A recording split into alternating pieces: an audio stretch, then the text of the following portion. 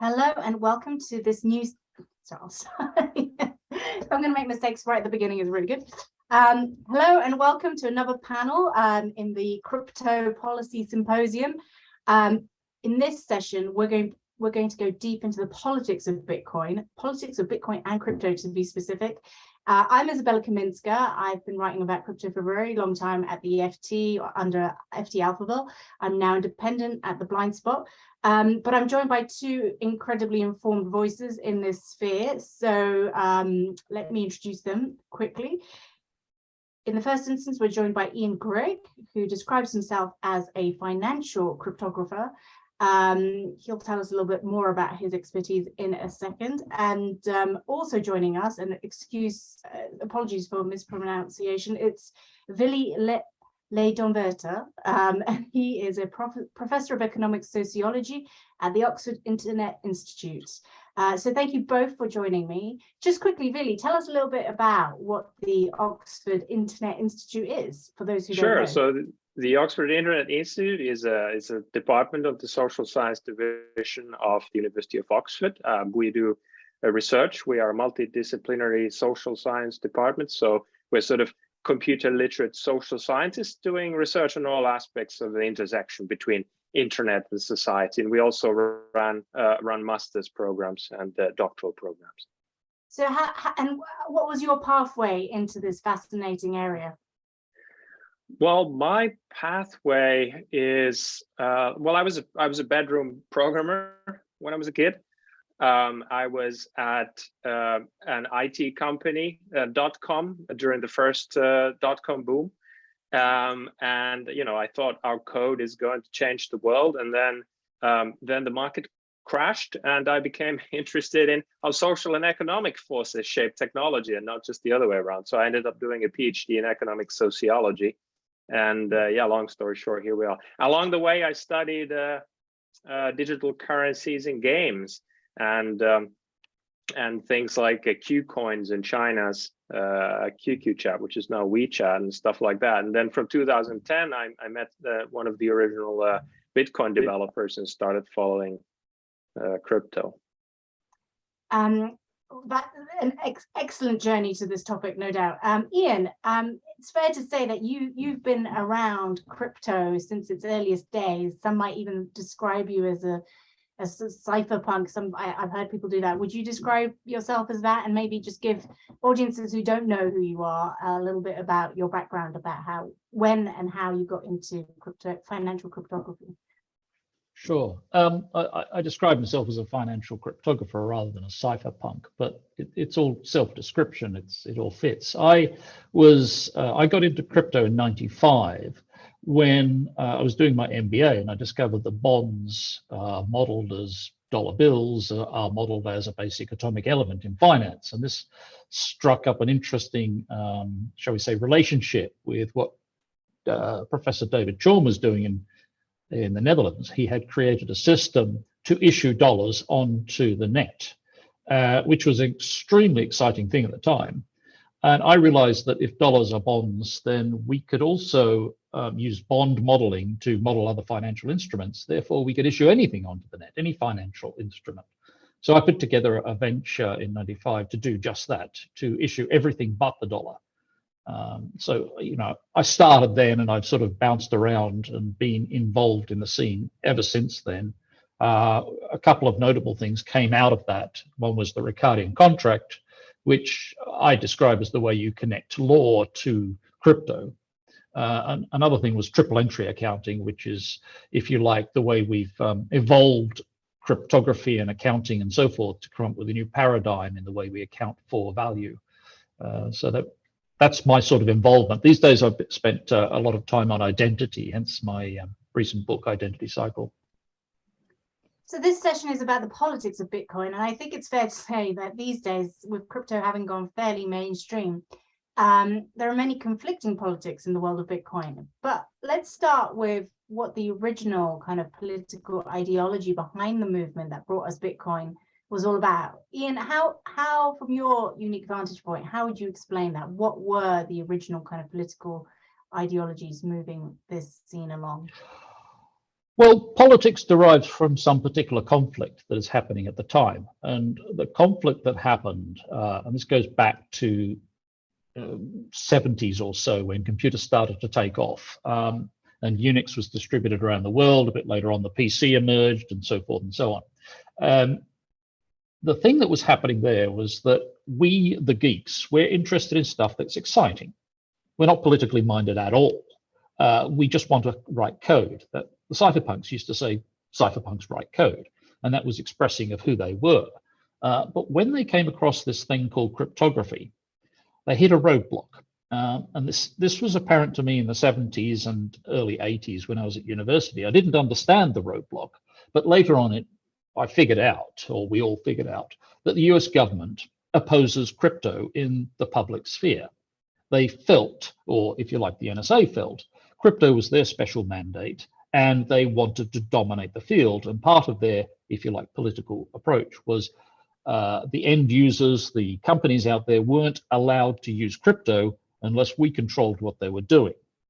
So by which you mean the capacity to encrypt communications using the latest technology, well, latest sort of learnings in the field. Yes, to encrypt and also to sign and to exchange keys and things like that. Because to me as a lay person, that seems incredibly grandiose, a kind of ambition, because it seems to me that cryptography is a commons. It's something that comes from, you know, the public sphere. So how that's what you think. Yeah, that's what you think now. But so then it wasn't so. So tell us more about how these perspectives change and how they influence the political vision of the cypherpunk. Yeah, so the key thing here was the arisal of the internet. Suddenly we had this public medium in which we could tinker and we could do things. We could write protocols, we could send messages to each other. But then, of course, privacy reared up and said, well, who can read these messages? And we kind of got a bit worried about that. People reached around and said, oh, we should start encrypting the messages. But that's when we started to run up against the US government. And the 90s was the period of the crypto wars. The crypto wars was literally the fight between us geeks on the technical side, wanting to tinker with messages and so forth, encryption, and the US government that was trying to shut us down, because they wanted the monopoly on being able to read and crack messages. So if we used strong crypto, they couldn't read it, and that upset them greatly. Hence, the fight spilled out of the NSA and into the political domain. Now, that fight was quite strongly felt, and it caused a lot of people to get interested in crypto. They got dragged in from all sorts of other areas because, A, crypto is really interesting because it's all this mathematics and what we can do with it. And B, the US government is fighting us. That made it really sexy. So the whole 90s was this period where we fought against the juggernaut. And in a sense, we won and we lost. It ended with the President Clinton signing on the last day a directive that said open source crypto is not controlled by the US government. So all of us open source people cheered and we thought we'd won the battle. A couple of things happened. Unfortunately, now that it was no longer sexy to fight the US government, apparently we'd won. What happened was the sexiness disappeared and a lot of programmers went off to other areas. And also the dot-com crash happened at about the same time. So there was this giant sucking sound as people left the entire scene and went looking for stable jobs and so forth. So for the next 10 years or so, the fight wasn't being fought until Bitcoin turned up. And then suddenly, bang, it started up again, such that all the people who'd been interested in crypto in the 90s were now interested in cryptocurrencies in the 2010s. But so having won the war between then and crypto emerging, where had things slid? Like, how had the crypto kind of war inadvertently kind of backfired? Yeah, it was a false victory, because what the US government did was that it allowed open source people to write crypto, and for that to be distributed around the world. But it controlled all commercial applications. So any company that was doing crypto and trying to export its product would get a visit from the government, and they would have to do various things before they were allowed to proceed. So, if you like, it was a bait and switch. Was that openly or behind the scenes? It was all covert. Nobody so ever reported that sort of thing. So how did the crypto movement up on that? How did they know? What was the sign that made them realize that they had actually not won the war after all?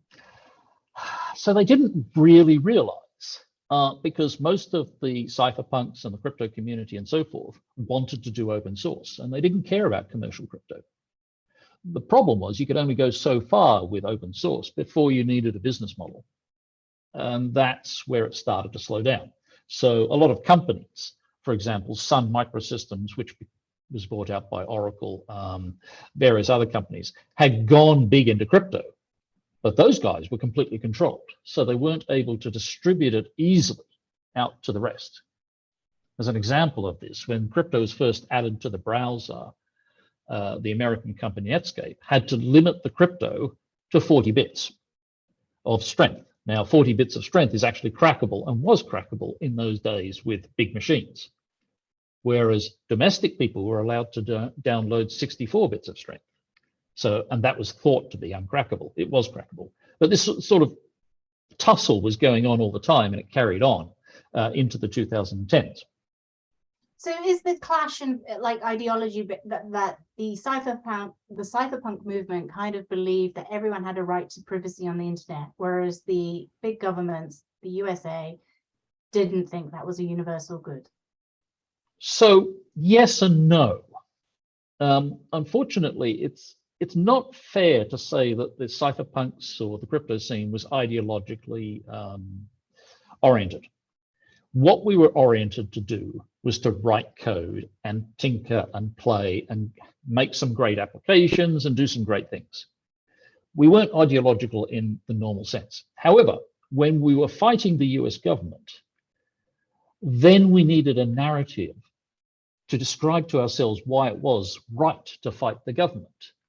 And things like libertarianism became a very easy fit for that. Libertarianism gave you the ideology to be able to be independent, to be out of the control of governments, to do trade with persons. You know, it was the right to be able to do whatever you wanted with this particular person, and therefore you could encrypt with this particular person.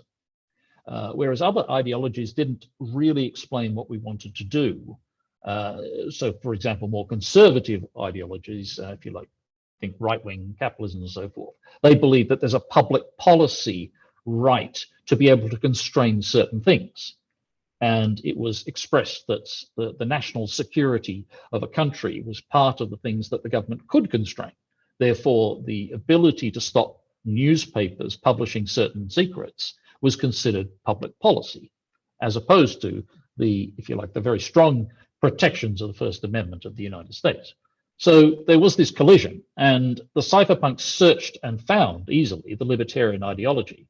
But I would say it's not because there are those sort of ideologues, it's just that it fitted the narrative and it created comfort for us to be able to keep coding away and doing our fun stuff. I think this is a wonderful. Yeah. May I jump in a bit? This is a wonderful way of thinking about it. Yes, of course. I wanted to bring you in, right? Right. This is a wonderful way of thinking about it. That to some extent, U.S. government intervention action ended up inadvertently sort of radicalizing a generation of geeks. And there is, you know, there's other examples of this. I think when in the 90s, when there was concern about hackers, right? There was a whole almost like a moral panic around hackers, and the FBI raided Steve Jackson Games, makers of role-playing game Cyberpunk, and they confiscated the manuscript of the game because they thought it was some kind of hacking manual, because it talked about sort of cyber crimes, but it was a role-playing game, in fact. But I think that it's also possible, and in academia, we often sort of attribute deeper ideological roots to the phenomenon as well. Doesn't necessarily apply to all of the participants, but the sort of California ideology, and even before that, US counterculturalism. Vili, because some of our viewers might not know about the California ideology, can you just quickly explain? Sure, I'll put that in context. So, in the 60s, big countercultural movement in the US, right? Anti-war, anti sort of state and anti-counter reaction in some ways to McCarthyism, anti-oppression, for all the good things and against all the bad things, and very much for this idea that we could have some kind of a harmonious social order without the state. At that point, the idea was that could be achieved by the use of mind-altering drugs, but that didn't quite work out. The Summer of Love was a bit of a failure, but the countercultural sort of currents, they remained in U.S. society, especially in California, then where a lot of these Silicon Valley started to kind of come up, and it got sort of infused into the Silicon Valley culture. So then there's this sort of ideology or culture emerged, which some scholars have called a Californian ideology, which emphasizes personal responsibility, individualism, sort of libertarian economic politics, and so on and so on. Wasn't it, I might have got this wrong because my memory is failing me, but there was a sort of constitution for the internet that kind of feeds into that ideology, right? Yes, John Perry Barlow's the Declaration of the Independence of Cyberspace. And I talk about, by the way, I talk about all this. I've got this book coming out this month called Cloud Empires, where I sort of reconstruct this foundational moment of cyberspace, the cyberspace independence movement in some ways that even animates today these crypto conversations. But the point is that there were these underlying sort of ideological currents that have these long histories. So it's not like this cyber libertarianism sort of came out of nowhere. But I think it's accurate definitely to say that then it was in some ways sort of the antagonism between the US government, or certain parts of the US government, and the sort of hacker movement and programmer and geek movement helped to create this antagonism, which then perhaps radicalized more people and turned them to look for explanations from a worldview in which the state was unambiguously a source of tyranny and makes no distinction between legitimate and illegitimate state interventions. All forms of state power and intervention are to be circumvented and eliminated.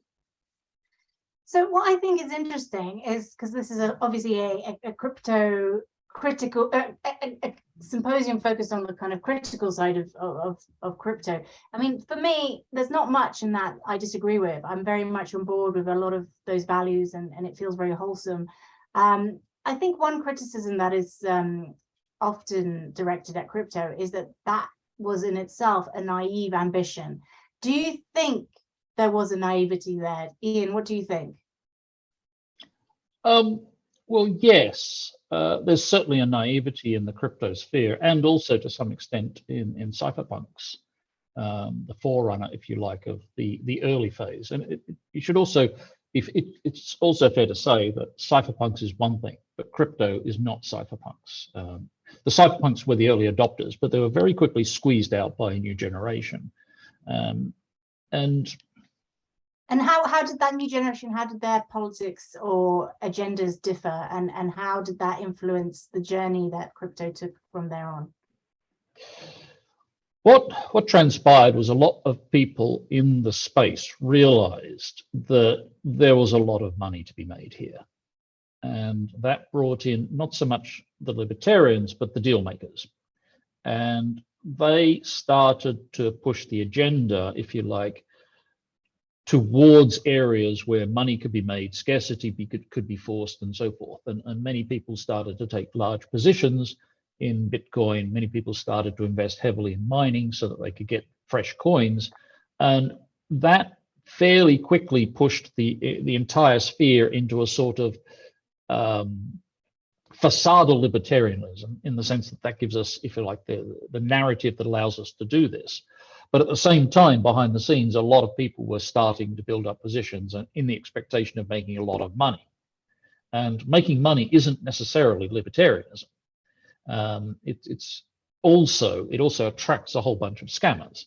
So the naivety is such that although this was something we should all be allowed to do, what was really happening was that the people who were coming in were borderline scammers and sometimes downright scammers. So you got this naivety where people were sprouting the ideology, but then a large portion of the people you're sprouting the ideology were in fact saying the same things, but they were wolves in sheep's clothing. They were, but it's on the make, if you like. It's there is a debate as to whether that is inconsistent with the sort of extreme libertarianist sort of anarcho-capitalist way of thinking, because if you look at Tim May's writings, Tim May being one of the founders of crypto anarchism, you know, he literally says that scamming people is okay if you're smart enough to do that. It's their fault for trusting you and being so stupid. So there was this idea that, you know, everyone is responsible for themselves. It's a sovereign individual. And if there was naivety, it was, I think, naivety about sort of, at the same time as they were very critical of government power and abuse of government power, this naivety about the power of concentrated capital and how that can form exactly the same sorts of authorities as we now see happening on the internet, these digital empires forming, which exercise very government-like authority over markets. Yes. And I think the naivety was there, but this idea that, you know, is being dishonest, is that wrong? Or is that something that ought to be then intervened in by the government? I think that there is debate as to whether that's inconsistent with the original ideology.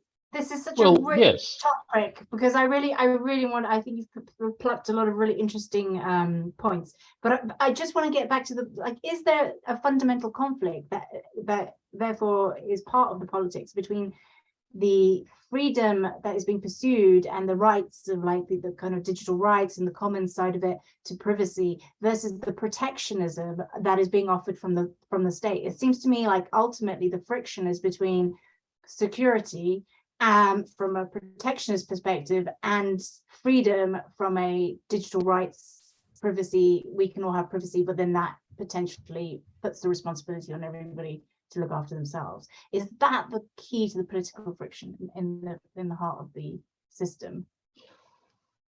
I would say it's an economic friction. The problem is that if you get all these people running around being independent and trying to, you know, trick each other into doing deals of favor and so forth, you get to the point where nobody can actually be trusted.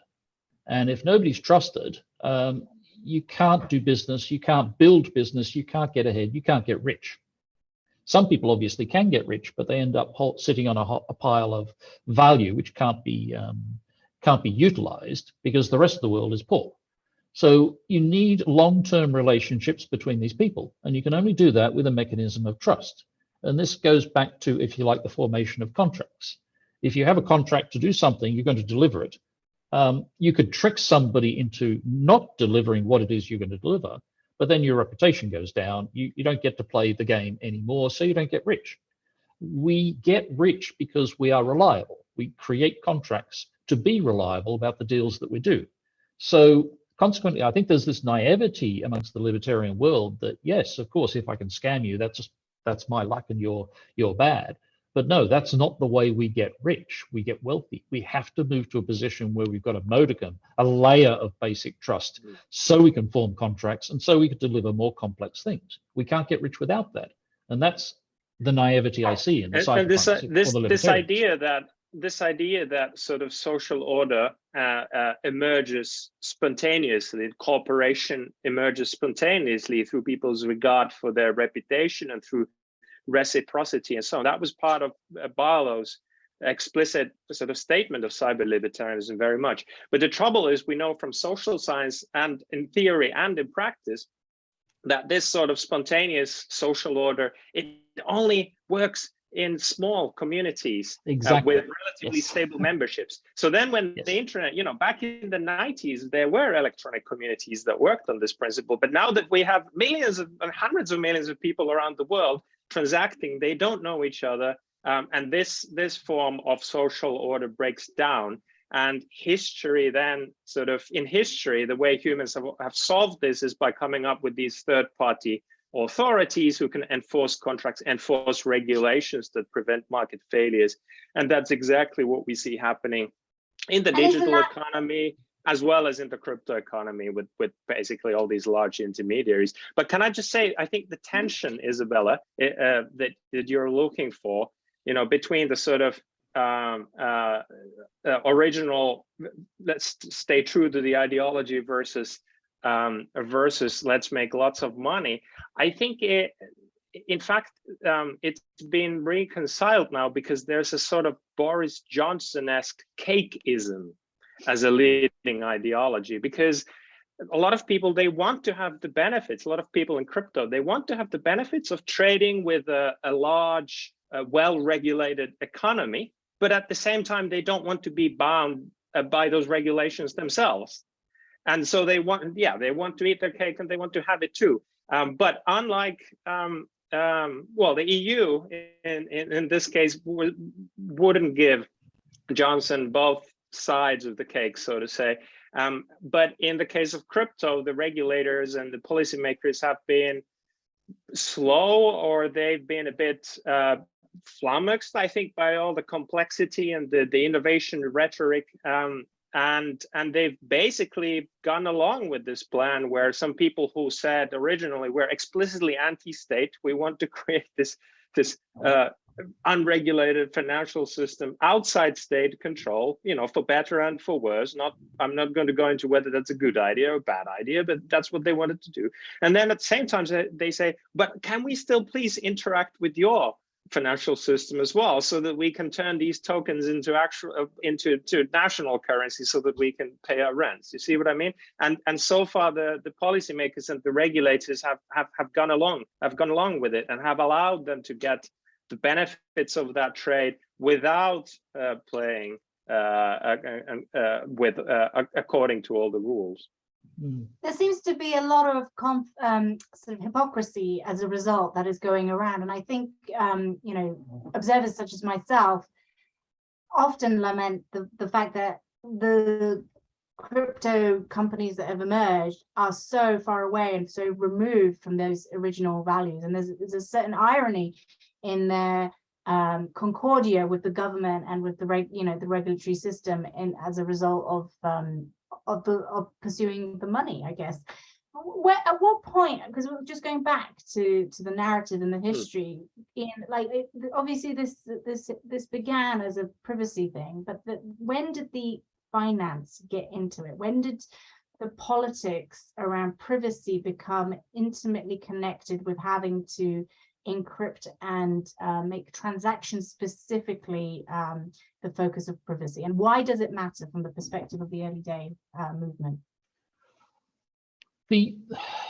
It's a company evolution cycle, I think. The privacy matters very early on with the early adopters, because the early adopters do tend to be technically well aware and very familiar with the privacy arguments, and they expect and look for privacy. And this is something that impacts CBDCs, for example. The early adopters will look heavily at the privacy angles of these particular inventions, and if they're not happy, they won't adopt. And you'll have trouble moving on from there. But what happens is a sort of double thing.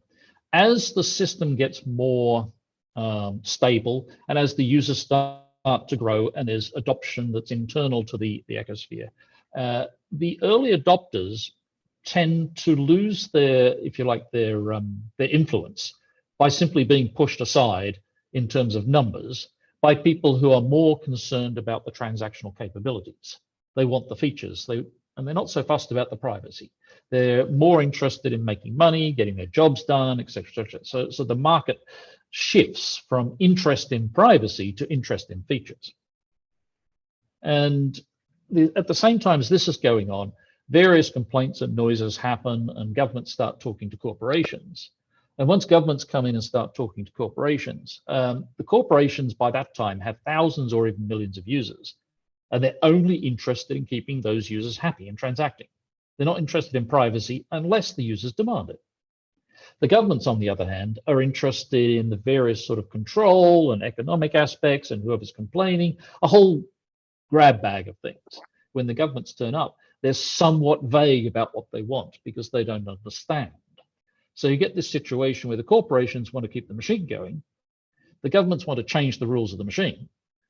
There's not a conflict here. The corporation will simply agree to change the machine if it can keep it going.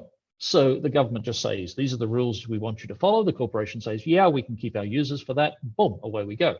Privacy takes a back seat at that point, simply because of who the players are and where the power is vested. And this has happened continuously over the development of all these things, probably going back into history.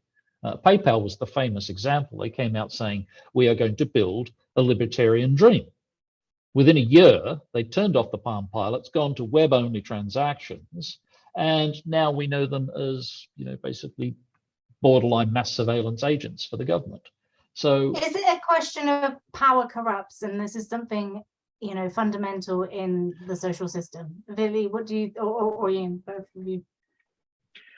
I think sorry, I'm answering a slightly different question, but I think what's really fascinating about what Ian is saying, and which I totally agree with, this process, the way it happens. But what the question is, if once, the crypto was created for the purpose of allowing people to transact privately, secretly, outside government regulation, outside government control, it's peer-to-peer as opposed to federated or centralized and so on.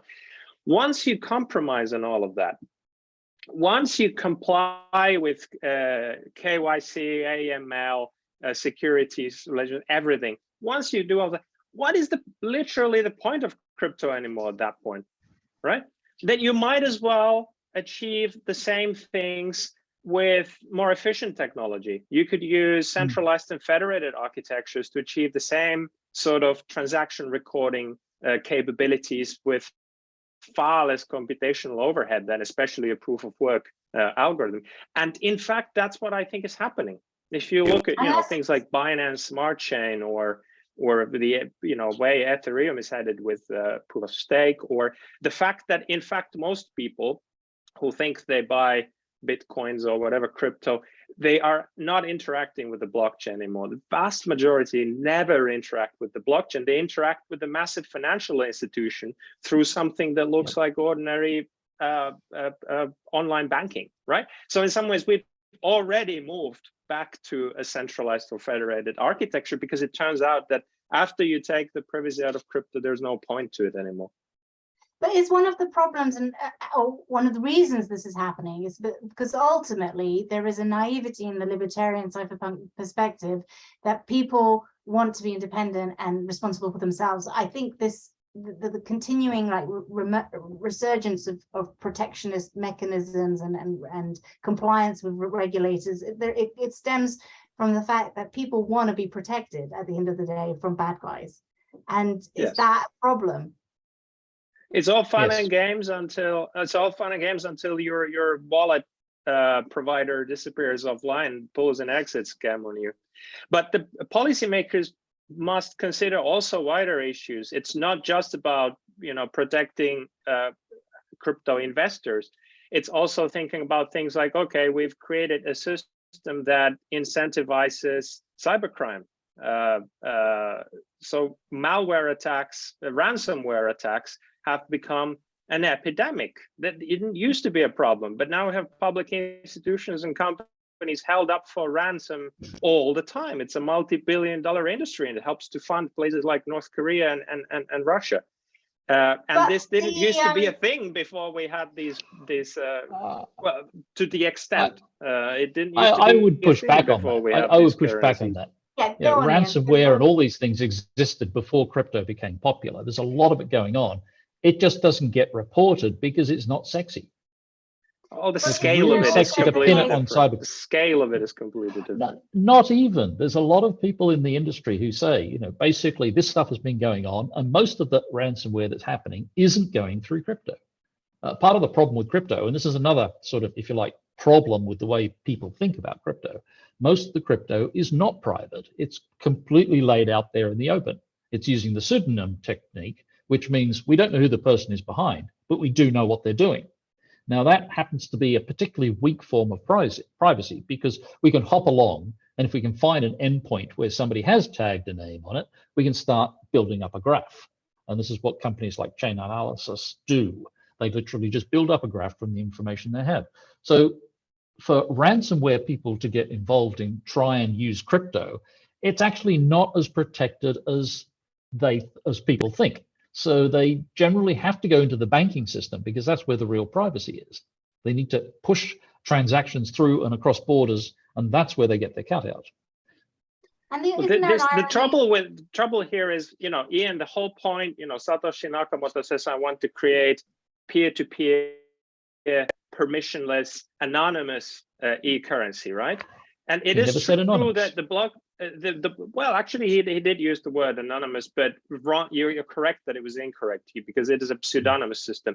But then in the various different layers around the actual network, mixers and so on, you do start to achieve levels of untraceability and anonymity. It's a matter of degree. I agree with it, but But I think it's a little bit disingenuous to say that, oh, crypto is actually not anonymous and therefore it's not a good tool for criminals, when the whole point originally was to construct a payment system that is literally ungovernable by the government. Well, there's two different things. I was just going to say, like, isn't there an issue here that fundamentally, if Bitcoin or crypto is neutral, then it can be used by both good actors and bad actors. And the fact is that we have created a norm in society where there is a sort of expectation that the government will protect you against against bad actors, and in so doing, it suppresses inadvertently this collateral damage on privacy and all these other factors. But I think, Ian, we've discussed this offline, quite a lot. There is a current sort of expectation that KYC, AML, conforming with all this regulation will solve the problem. But I think we've discussed that maybe that is in itself a bit of a red herring, because there's been so much more governance in that direction. It hasn't really changed anything. What's your view on that? Well, the go-to mechanism that people look at is things like KYC and AML.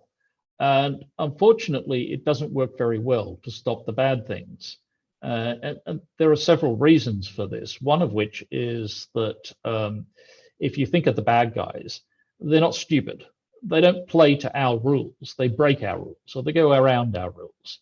And the KYC and AML stuff is so light, if you like, over the whole thing, that there's always a way to get around those rules.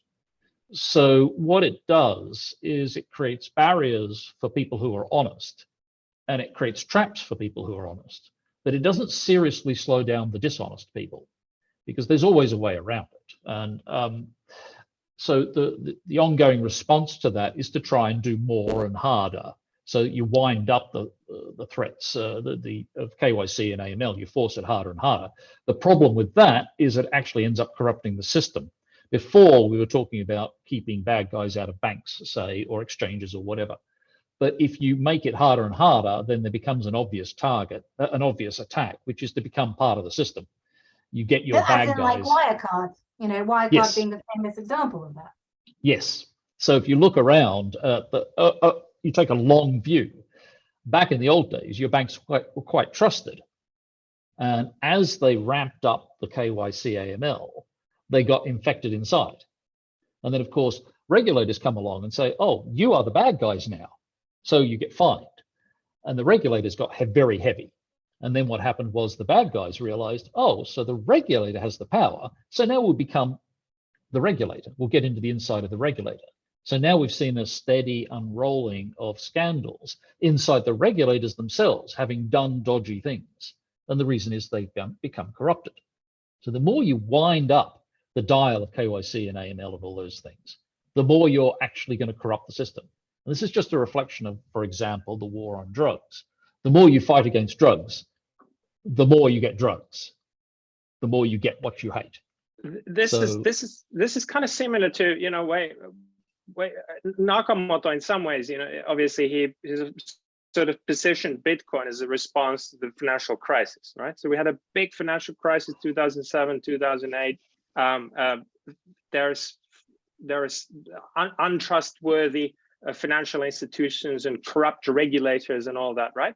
And then a lot of people went on Wall Street and they went to demand better democratic control over these institutions, more accountability from these institutions. But then Nakamoto's answer was different. He said, I don't want democratic accountability. I want to get rid of those institutions entirely so that I don't need to trust anyone, right? And these are two different political directions as we're talking about politics, right? You have the sort of anarcho-capitalist or extreme libertarian direction, which is let's get rid of a government. Let's get rid of those bureaucrats who are going to get corrupted and fail us anyway. And then there's the somewhat of statist or democratic approach, which is to say, let's strengthen government, let's strengthen accountability mechanisms and try to make it better, right? And I think it's a fascinating difference. And this relates also to earlier, Izabella, what you said about when government starts pursuing the bad uses of the technology, it may end up then throwing out the baby with the bathwater and getting rid of the good uses as well. And there's same way, there's two responses to this. One is to say, well, let's remove government's ability to interfere at all. This way, sure, we'll get the bad stuff, but at least we'll get the good stuff as well, right? And then the other direction is to say, well, let's try to improve government and make it so that they'll be as good as possible at eliminating the bad stuff and harm the good stuff as little as possible. And these are two different political ideologies, basically. I think that is a really good way of thinking it. The cookie crumbles on your perspective on whether it should be individual responsibility or whether it's about creating a collective that can be responsible. And I think the you know, for me at least, it makes more, I know what I can control. I can control myself. I can't necessarily control others. So yeah, I know where I fall on that line. But I think, well, we're coming to the end of the time we have, but I wanted to just reference the issue of sanctions, because obviously in the conventional fiat world, sanctions are becoming the norm. And in so doing, I've argued that they are compromising what economically is supposed to be the neutrality of money, right? So when we're dictating, you know, well, these people can't use our currency, but these people can, like, not only do I, you know, there is a question of whether that is demonetizing the system and politicizing money in a way that actually creates a market for a neutral currency. And in that framework, what does it mean if crypto, you know, is there going to be a sort of moment where crypto has to decide, we either fall in line with the politicization of money and conform with the sanctions, or we go our own way and we will be neutral no matter what? And how will the government, how will the political sphere respond to that? Vili first, and then take it to Ian for the last word. I think you're absolutely right. I mean, there's right now there's a watershed moment going on. The US Treasury has blacklisted last month Tornado Cash, a mixing service that was and I suppose is being used to launder money, including to North Korea, which is a sanctioned entity, right? And so the US government is saying to the crypto world, you must stop using Tornado Cash to interact with North Korea because it's on our sanctions list. And it's a watershed moment because now a lot of people and organizations in the crypto space, they're going to have to decide, are we going to fall in line, comply with government, or are we going back to the idea of crypto as a sort of the original ideology of crypto is something that exists outside government, creates a parallel anarcho-capitalist economy, and I think it is a watershed moment now, and people are having to decide which side they are on. Ian, last word to you. Well, I would say the watershed moment was probably 3 years ago, and we've already passed it. All the major exchanges implement sanctions. All of the major software suppliers have sanctions modules. Everybody's been playing that game for at least 3 years. It's never been much of a debate. I guess the exchanges themselves were embarrassed to mention it, and the various other players and so forth. So it's already a done deal. The sanctions will go through and they will be invested throughout the infrastructure. What will happen is that some chains will try and fork off and create an unprotected or an unregulated space. The problem with that is that the vast majority of users don't really care about sanctions. They don't care about privacy. They just want to be able to trade crypto, which is fun. You know, that's what they do on a Saturday evening. So they won't fight against this. The exchanges have all the vast number of users in there. So you'll end up with little groups forking off, but they'll be easy to pick off. They'll be easy to spot because they're small.